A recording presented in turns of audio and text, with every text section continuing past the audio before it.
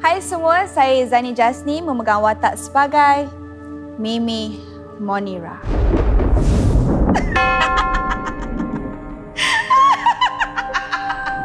Okey, Mimi Monira ni dulu masa dia sekolah, dia seorang yang gemuk, seorang yang chubby. Sampaikan budak-budak dekat sekolah ni, especially the wannabes, gelarkan dia sebagai Mimi Monira Badak Air.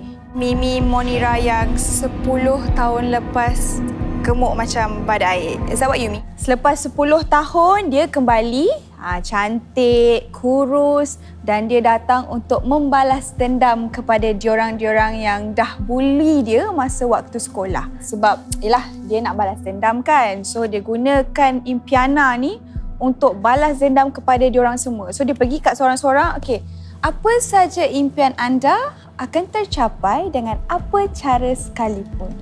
Apa impian you? Itu dia.